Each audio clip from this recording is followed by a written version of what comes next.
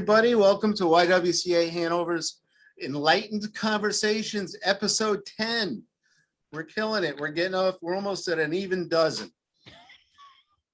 We are joined by Oliver Hazen and Deborah Smith. Deborah Smith's going to be our mediator. If you have questions or comments, please put them in the box. We will address them after Oliver's presentation. So thank you for being here. Look forward to having your questions, and it's all yours, Deb. We are very honored and excited to have Oliver Hazen from the Cross Keys Brethren Home Village. He is the Vice President of Sales and Marketing, and he has what I think will be a very enlightening presentation and hopefully start some conversations. We would love to wish our own Lisa Smith. The reason that she is not moderating is she has been ill. So we wish Lisa a speedy recovery and back to where she should be. So thank you. And without further ado, Oliver, it's yours. Thank you, Debbie. I'm going to share my screen then.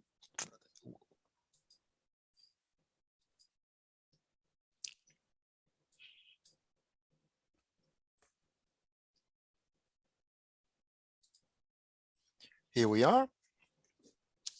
Well, good evening, everyone. We are going to talk about racism that is aimed at our Black brothers and sisters. But the principles of the mental work we're going to do now would apply just as well as we older Americans try to understand better the discrimination faced by other neighbors of ours. We're going to start with a couple of quotes. White people's moral objection to racism increases their resistance to acknowledging their complicity with it.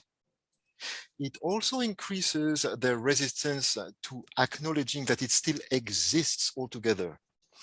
That is why accepting systemic racism is such a stumbling block, because its existence involves me.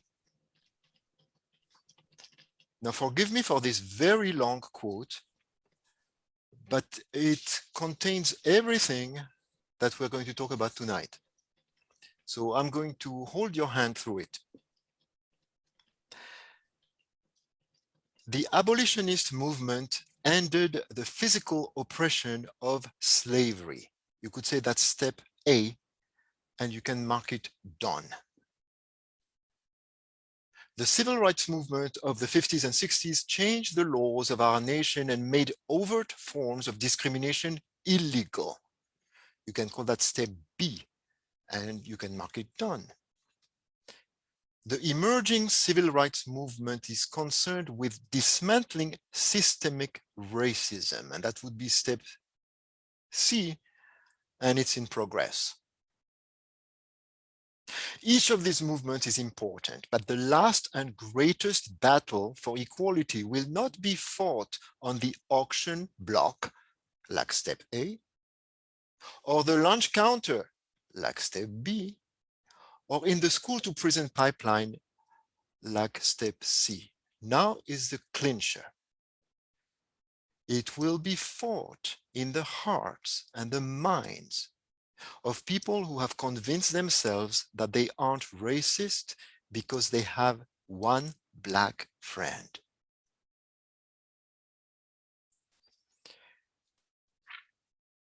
One scripture, and then we get started.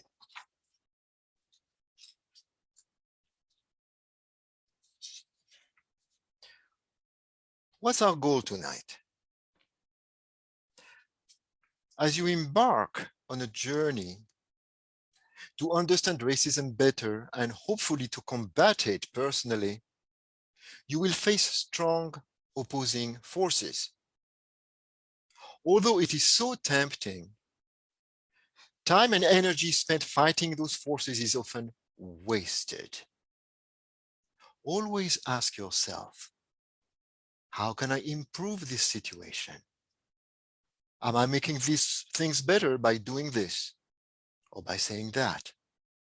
For example, arguing on social media is almost always a waste, and it could even make things worse for those that we want to be allies to. We who are trying to understand better should not contribute to the ongoing noise. This is inside and out work. As we learn, we will see external things differently at first, and then we will even see our own reactions differently after all these years. So let's get started. It seems that Black success is all around us.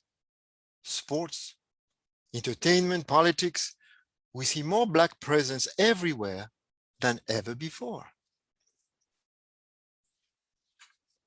And yet, every so often, we are witness to events that look and feel just like 1955 or 1965, when we saw chaos on black and white TVs from our playpens or our high chairs.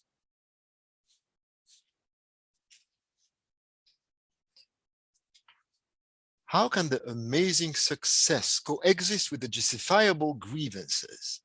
How can folks you know, your friends, your co-workers, disagree so thoroughly on whether the US is a racist country today?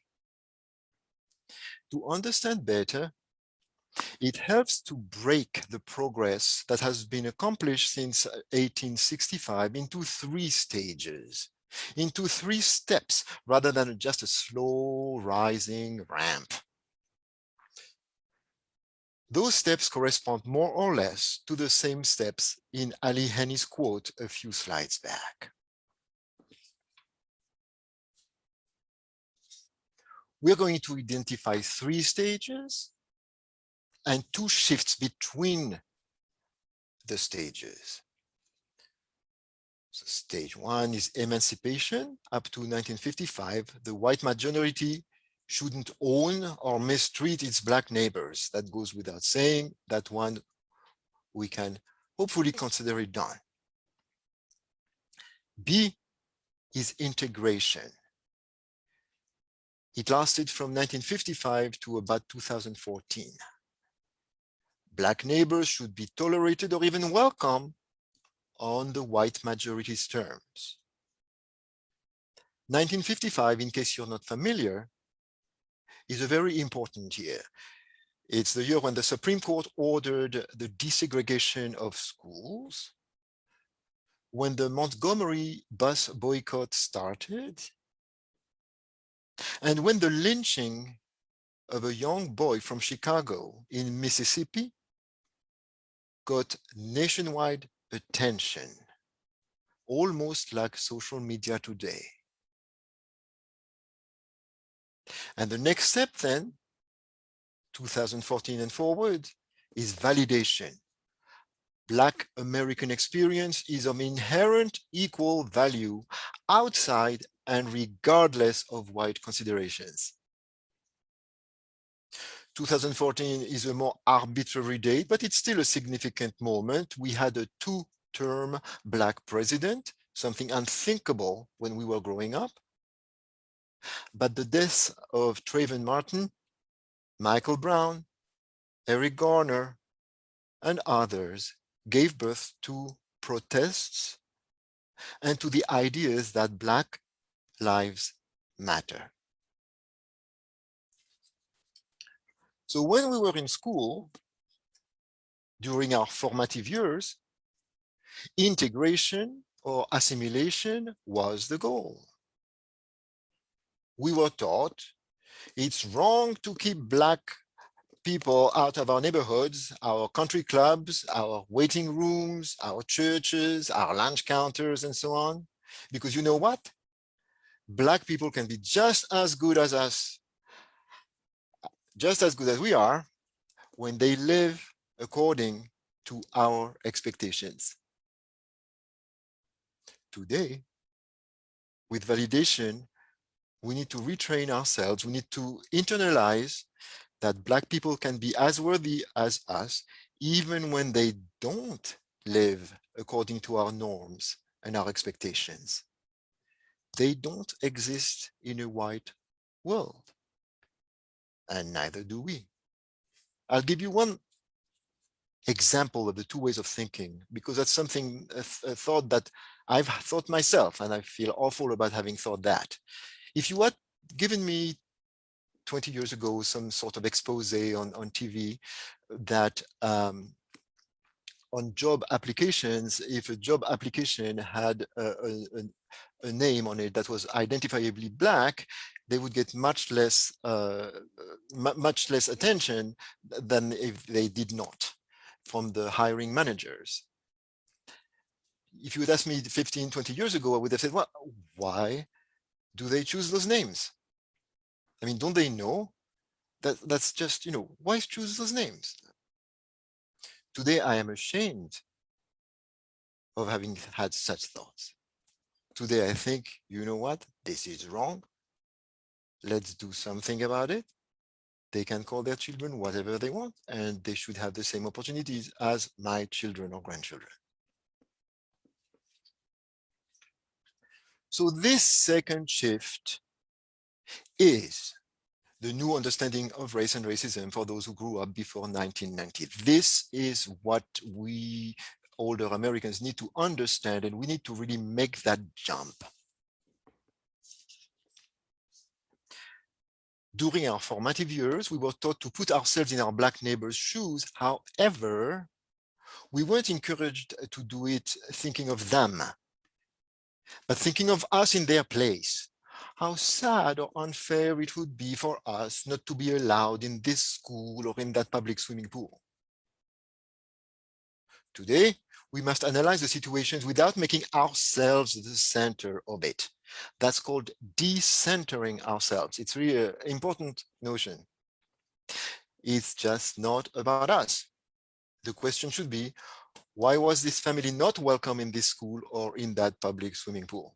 Or more pointedly, why are remnants of a long ago color-based hierarchy impacting lives to this day? Who is profiting from this situation? What can be done?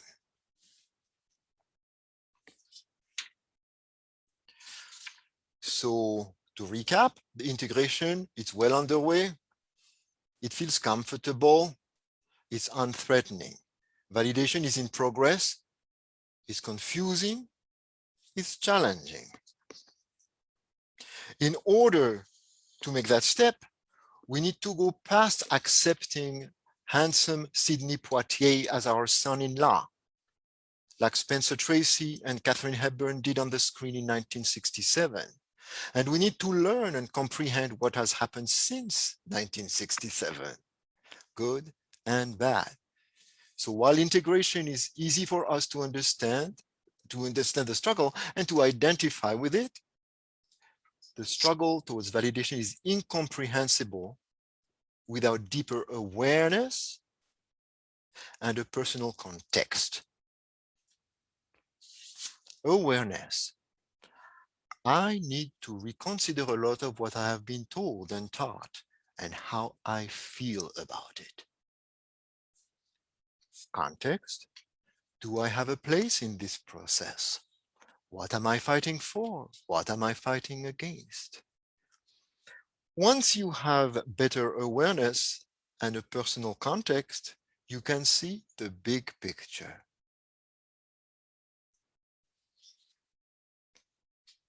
This is a picture from the summer of 2020 at the pedestal of General Lee's statue in Richmond, Virginia.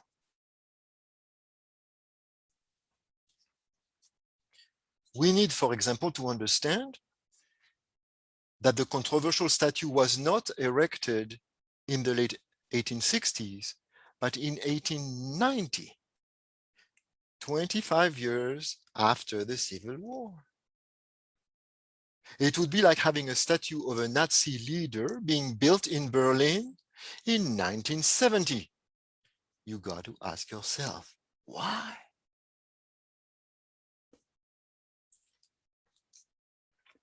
As I said earlier, we're not going to dwell on the complex forces that perpetuate racism today. Is it big corporations? Is it politicians? Or is it something much bigger? In the letter to the Ephesians, chapter 6, verse 12, St. Paul writes, "For our struggle is not against flesh and blood, but against the rulers, the authorities, the powers of this dark world, and against the spiritual forces of evil in the heavenly realms." The current movement to perpetuate racism is largely fueled by a refusal or an inability to face painful truths about America. The discourse has evolved from, "I don't want a Black family to move next door," an argument that is easy to understand and to refute, all the way to, "These people want to teach my children to hate America," which is completely confusing and hard to respond to.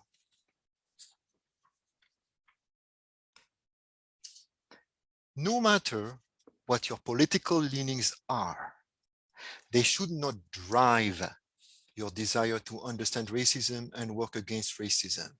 It should be the other way around. Because when you get excited by politics, it's easy to slide from a generous attitude to an attitude of finger pointing, generalization, and judgment. Remember, the goal isn't to fight against racists, but to disempower racism. Always, always be mindful not to make it about yourself. If there is tension between your faith or your spiritual home and your journey against racism, don't hide from it. I added here that hashtag live loud. If you're interested in the experience of people who have left some churches because of a tension between what we're talking about, follow hashtag live loud. It's very interesting. The role of the church, general church, the big church, or specific churches cannot be ignored. And it is especially relevant for people in our generation. Many churches are stuck in a 1970 attitude, welcoming members of all ethnicities, but seeing racism strictly as a personal issue, which leaves practically everyone off the hook.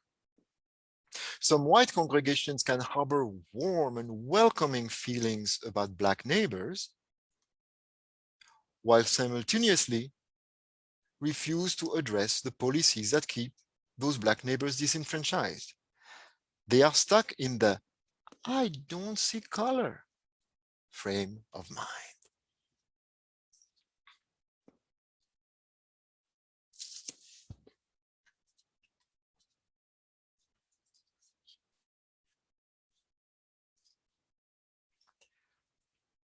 History shows that no freedom is readily granted. Every step is a struggle. Many white people were and still are actively or passively engaged in maintaining the status quo. The white majority had complete control of the narrative while we were in our formative years.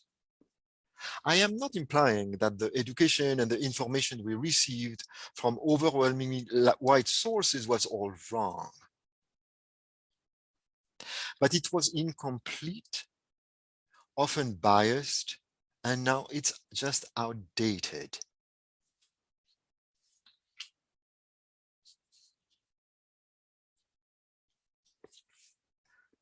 To understand that shift from integration to validation, we need to update and patch up our awareness in areas including history, systems, and current affairs, and to do so using sources that are serious and close to the issues. So, We're going to revisit what we know about history.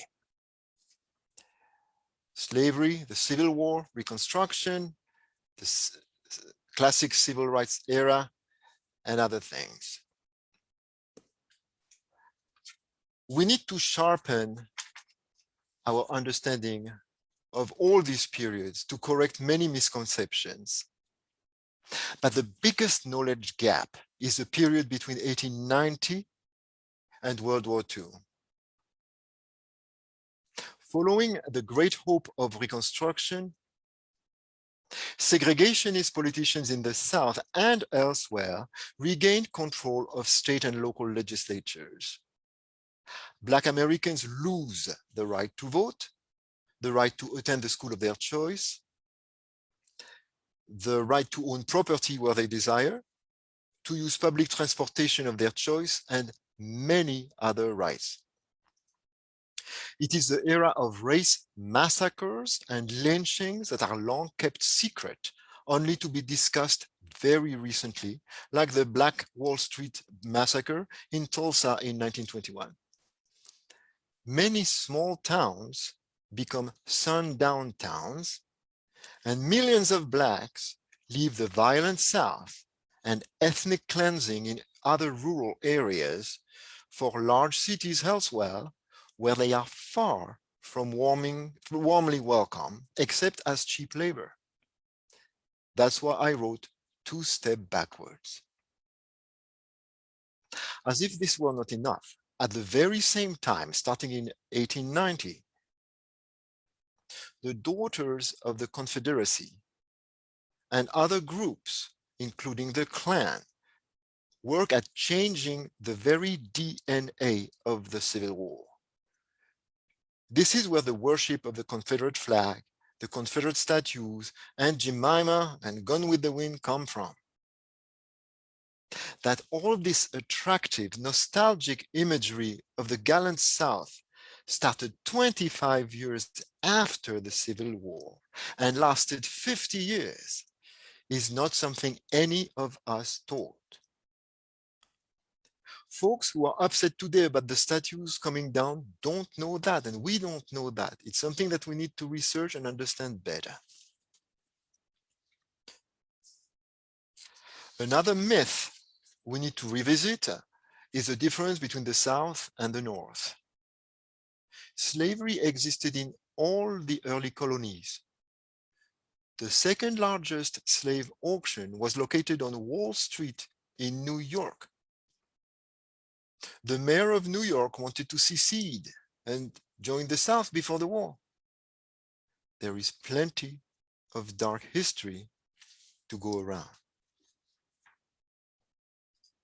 Now we need to revisit what we know about systems. Generational wealth gaps, the average or median Black family owns a fraction of what the average or median white family owns. Discrimination in housing and lending, especially it started after World War II, but it led to the creation of the ghetto, discrimination elsewhere, voter suppression, and unequal justice, as we painfully know. So this whole area is another one that we weren't taught. This is often a controversial field, but if you worry about ideology, and you really should, you can find raw statistics before you read interpretation of those facts. Sometimes it's the little examples that are the most telling. I'll give you one. The initial Kentucky Derby took place in 1875. 13 of the 15 riders that year were Black. Black reinsmen won 15 of the Derby's first 28 runnings. By 1904, Black riders were banned from many racetracks across the country, including Churchill Downs. No Black jockeys appeared in the race until the year 2000. Isn't this the perfect example to keep in mind when you hear that all Americans should pull themselves by their own bootstraps. How would your family or mine have managed if bootstraps had been systematically kept out of our reach for generations? Revisiting what we know about current affairs. When it comes to hot button issues, we probably all have ready-made opinions. But there again, where have we formed those opinions, and what was the motivation of the voices we listened to? If, for instance, we were listening to talk radio in the 1980s, you'd need to pretty much wipe the slate clean and to open your mind to less biased sources. But even if you got your facts from 60 Minutes or Time magazine, the interpretation of current affairs was likely to be shallow and narrow.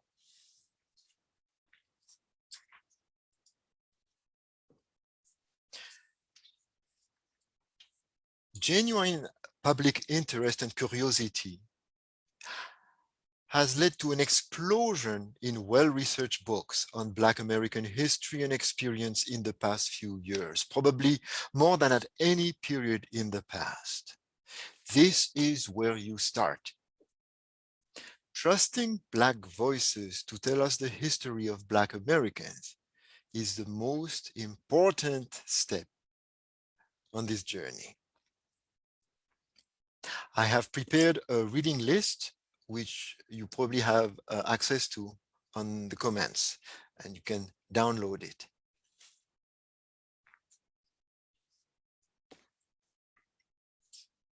Some of the material you read or you watch from powerful and brilliant Black voices may challenge, disturb, or possibly even offend you or making you sad.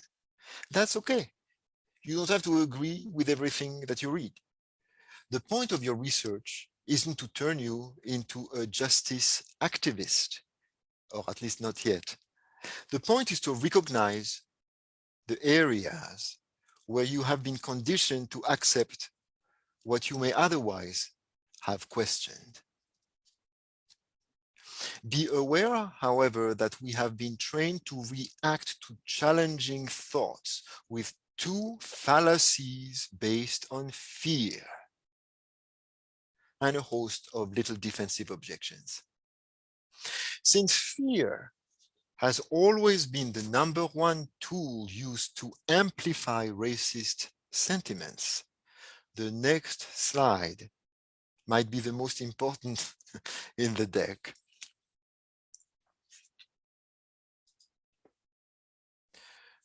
Two fallacies based on fear. The first one is the illusion of scarcity. The worry that one's group's gain can only be attained at the other group's expense. But in reality, racism hurts both groups in concrete and spiritual ways.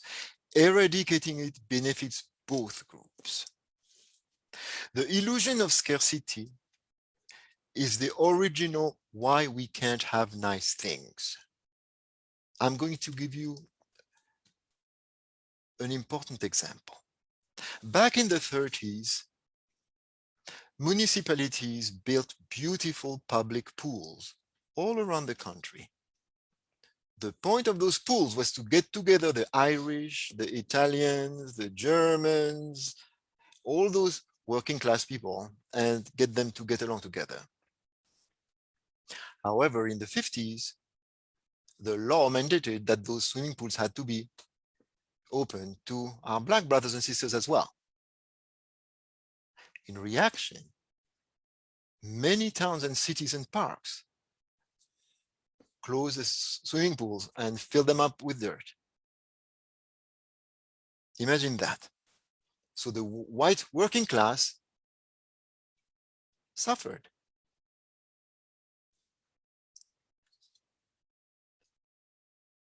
Universal health care affordable education and affordable housing are programs that would benefit far more whites than brown or black people. However, influential forces have successfully ingrained the idea that those programs would come at your expense, while they would benefit less hardworking segments of the population. The white working class went from supporting a job guarantee and a minimum income in the country in the late 50s and 60s to opposing those measures once civil rights achievements made clear that those economic guarantees would go to black people as well. When you make the connection, you can see that the illusion of scarcity or the politics of racial resentment is a major obstacle to a more prosperous and smoother running America for everyone, especially in the fields of healthcare and education. The second fallacy based on fear is the golden rule in reverse. Others will do unto you as wretchedly as you have done unto them. In reality, there is a long history of forgiveness that shows that Black Americans are, by and large, willing to get over it. Imagine you've read 2 or 3 books from the bookshelf a couple of slides back, and tonight you stop at Sheets at 1 a.m. and there's a young black man, younger and stronger than you, at the next pump. Your brain might start going, now that I've read those 3 books, I wouldn't be surprised if this guy hates me. And to start feeling threatened without any reason. Don't go that direction. You're making the story about you again. And you're disregarding a long tradition of forgiveness on the part of Black Americans. By and large, they're ready to get over it, if only they were allowed to.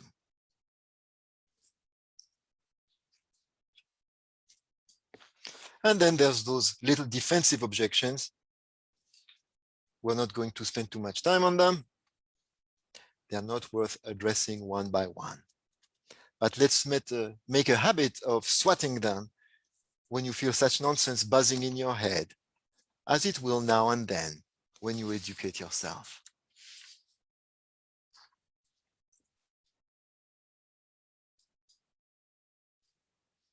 So,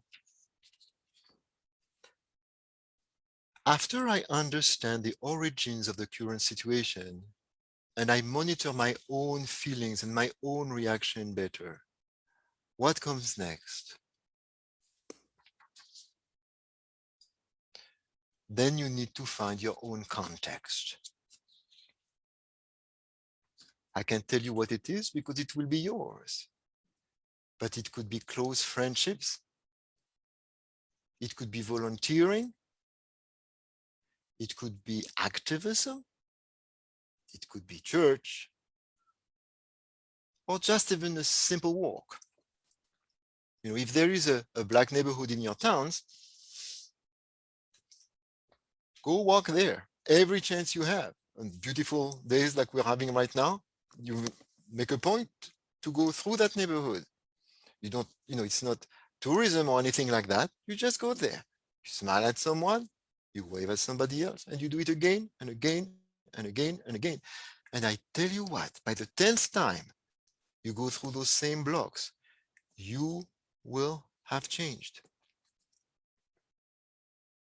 Now, my own context is that I joined a Black church some years ago, and that's my home, it's my family, and that's what started me on this study, really. And I certainly would encourage you, not necessarily to join a Black church, but to join a Black Bible study. You're likely to be extremely welcome, and that will be an eye-opener, especially if you are under the misconception that there's a lot of anger. Because if there's one place where there is no anger, it's at a Black Bible study.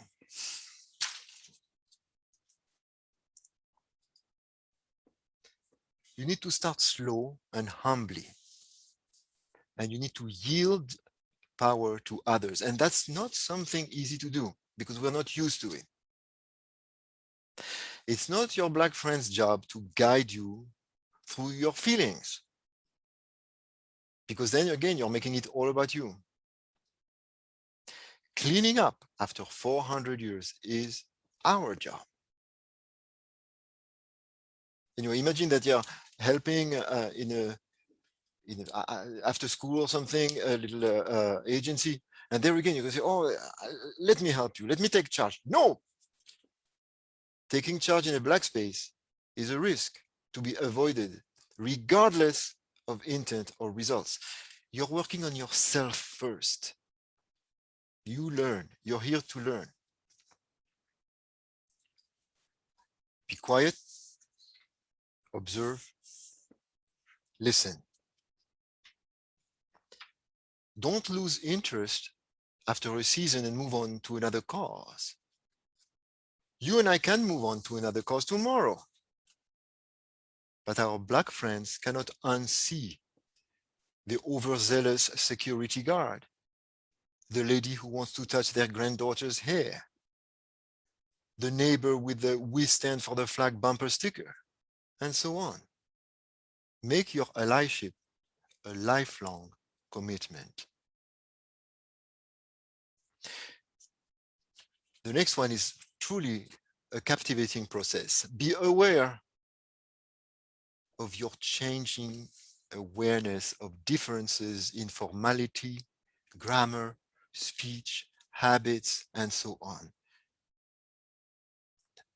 You are slowly waking up to the fact that the white way isn't the only way or the default way. I remember when I joined my church, I had the greatest respect for my pastor, of course, and for the elders and all that. But once in a while, there would be somebody using double negatives. And that was like, oh, it was like a jolt on me. Of course, that was stupid. And I had to learn that. I had to learn that somebody who uses double negatives can be just as smart, as spiritual, and as educated as anyone else. But it takes a while to get used to such things. You don't get used to such things overnight.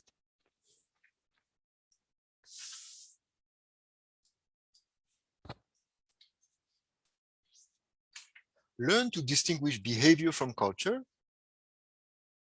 and anger from outrage. Stay away from anger. At our age, the blood pressure and everything, anger won't do any good. Behavior versus culture is a big one. It's okay, for example, to think that listening to music so loud in a car that the whole block is shaking is rude. What music you listen to may be culture, but cranking it up is behavior. And no one is arguing that all behaviors are to be accepted. Also, be aware of what makes you angry and stay away from it. I'll tell you what makes me angry. There is something that makes me so angry that I don't know how to process it. I don't know what to do with it. So I just stay away from it. Here it is.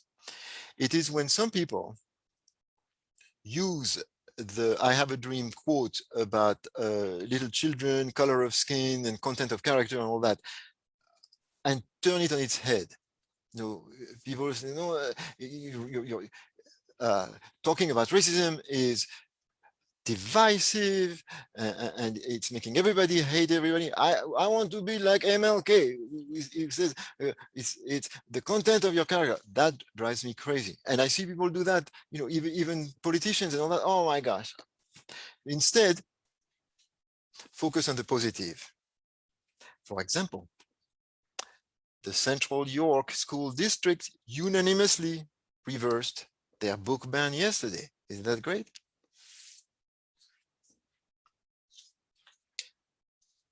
So we're going to finish with one more quote, and that one is deep. It's short, but it's deep. I imagine one of the reasons people cling to their hates so stubbornly is because they sense once hate is gone, they will be forced to deal with pain. I tend to agree that at some point there's going to be some big reckoning, some big group hug, everybody in tears. That's my hope. I thank you for your patience. I'm going to stop sharing my screen, and then I will see if there were any questions. I have to say, Oliver, that was a wonderful presentation. And I think for me, I can't think of questions because I'm still processing all of it. And there were so many moments that you said things I was like, I think too, back to things that I said and did, and I'm ashamed of that. And it's all about retraining ourselves and always being open to learning and listening. And there are just so many, I have to be honest, I've been jotting things down because I'm like, I want to remember that Oliver said that, because and this the idea of not fighting the racists, fighting racism, because it does get to such a personal level that we kind of lose sight. And again, not making it all about ourselves. It's not about us. I'm sorry, Oliver, I could just go on and on, but it was just such a great presentation and so much to process and kind of digest. Lou, I know I didn't have any questions. I just put comments. It's a disconcerting process. That's why I use that illustration of a house of cards, because once you start thinking, then you realize that so much is connected and so much evil has gone on for so long. Right. It's once you start there, it's hard to even think of the whole history of our country the same way. Right. And I liked too where you brought in, because education is extremely important to me, is that the idea is not teaching children to hate the United States. This is still a good country. It's just we need to know the whole narrative to become better, to improve this country. And I think that is such an important comment, that the narrative that we've had, that we grew up learning, was not always the entire narrative. And it's learning the entire story, Yes, the entire part of our history.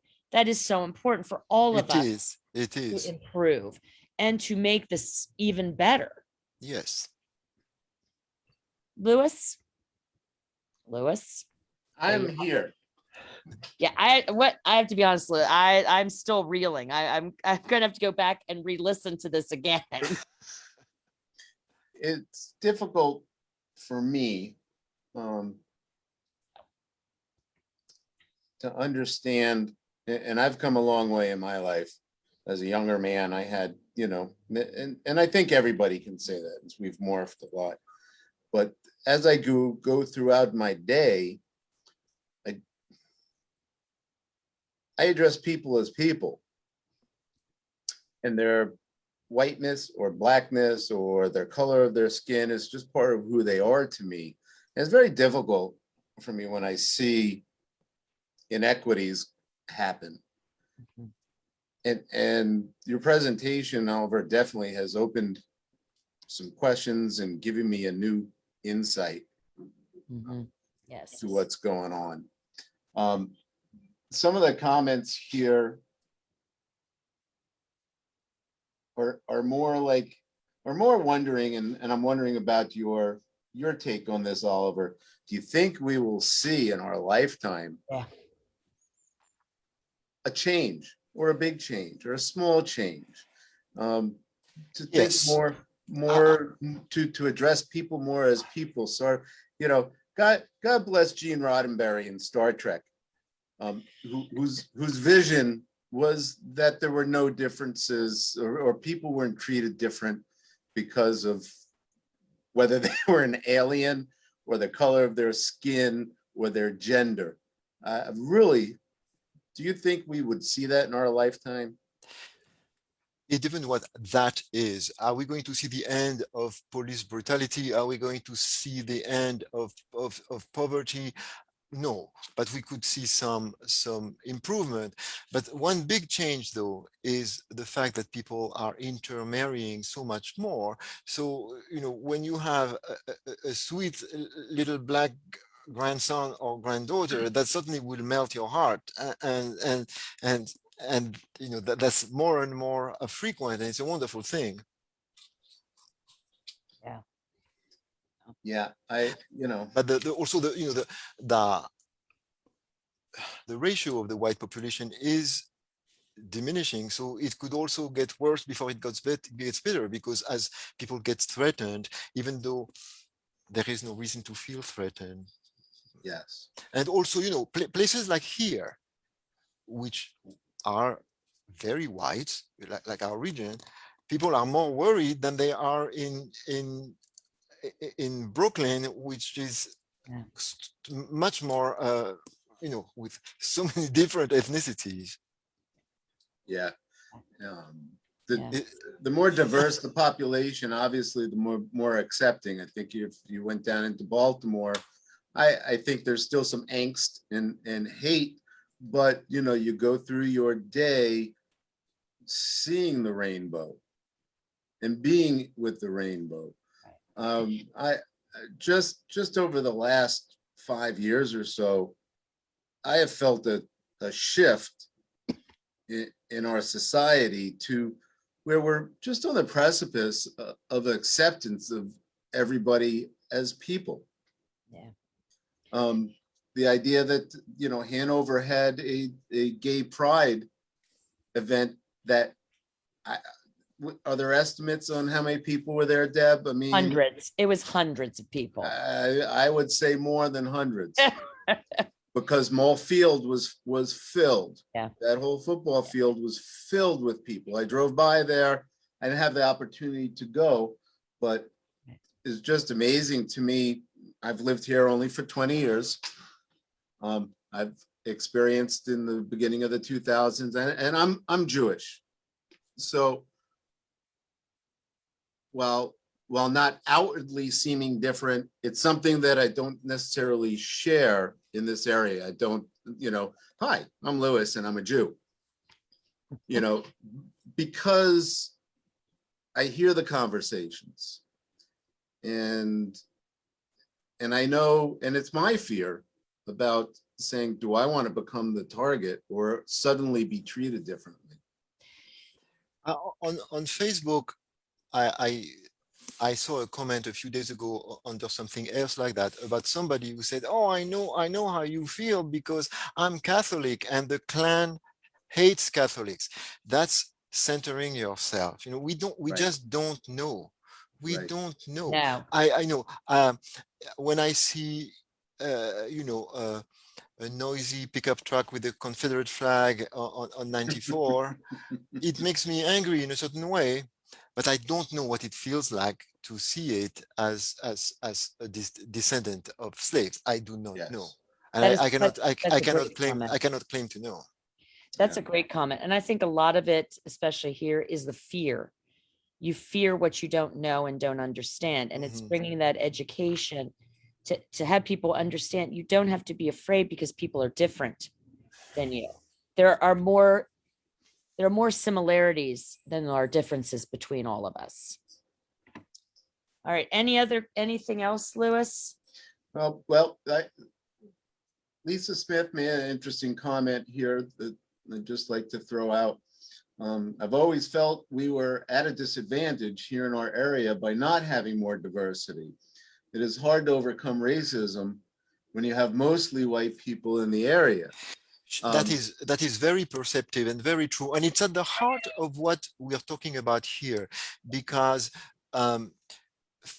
you know, people learned some things about how to treat girls in in the 50s, the 60s, the 70s, for example. Okay, but then since then, they've had to work with women, and they've had they've had to do those sensitivity trainings and to become aware of what's appropriate, what's not appropriate. And a huge shift there was that if Miss X said she didn't like that, it's inappropriate, even if you intended nothing. So all those things, we kept our adult education in understanding women, because women are everywhere, Yeah. which is wonderful. But if we learned, if the last thing that we learned about civil rights is a couple of MLK quotes, and then since then we work in a white universe, then we are just behind the times, severely behind the times. And there's a misconception every January when there's the MLK Day, that it was all a big positive things that happened. We turned MLK into Santa Claus, but he was a hated man just before he was assassinated. Yes. Hated. And they had the very same labels against him that they would have against everyone else. It's Marxism, and it's divisive, and so on. Kim made a comment here, and it's something I was thinking about as I was talking about myself being a Jew. I understand that there's hate for your faith, and I'm not sure this is towards me, but it's apropos. But you don't always have to share your faith. But as far as your skin color, you cannot pick and choose when to share that. Exactly. And exactly. I know, and that was my point in my comment was, I don't share it. I share it more openly now because of where I am in my comfort zone. But when I first moved here, it was definitely not the first thing I would tell anybody. I worked in a Christian organization, the YMCA, and there were some comments about Jews and this night around the coffee table. So it was uncomfortable, but I knew that if I didn't open my mouth and say it, nobody would know. You can't do that as a woman. It's mostly obvious that that women are women, and the color of your skin even more so. So I understand that, and that's where I feel for people is you can't, we're not at a place where you can just be a person regardless of your ethnicity. I'd like to add something. As a first generation immigrant, the fact that I have, some Black friends, that I belong in a Black group and so on, to me, that's really very American. I don't think of belonging to a Black church as something off center. I think it's the center of, it's the very center of America. And my friends, the people in my congregation, they've been Americans for many generations. They're much more American than me, and that's where I learned. That's where I learned about my country. Well, Oliver, thank you so much. This was a wonderful presentation, and I know that from the comments, it was a lot to think about, and very, very appropriate and timely. I do have a few announcements. This book just came for our acceptance library, and it's called Change Sings, and it's by Amanda Gorman. If you have not come to the YW's acceptance library, anybody is welcome to sign out a book. We have books for elementary age, middle, high school, and adults. I'd like to also say there's a lot going on at the YWCA. We have music in the morning this Saturday for ages 5 to 10. There's still some open spots. Girls Loving Life will be starting in October. Another great program. I assume, Lou, there are still open spots for Girls Loving Life. Absolutely. All right, so you can check our website for that. Our next Enlightened conversation is Thursday, October 14th, and the topic will be homosexuality and religion. We also have a citizenship workshop on Saturday from 12 to 3. CASA will be doing that for our Hispanic Latinx community. So please take advantage of that. If you know someone that would benefit from that, please let them know. On October 13th, I am doing a presentation on the Salem witch trials, history and legacy. And what I'm really excited about, we are hosting an art show sponsored by the YWCA. It will be held at the Old Post Office on 141 Broadway and will feature the art of Lexis Gore from York. And if you have not looked at our website, her artwork is amazing.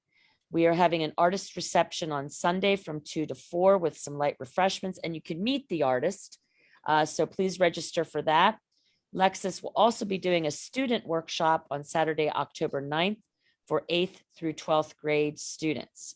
I know there is much more going on at YWCA Hanover, but I tried to make it concise.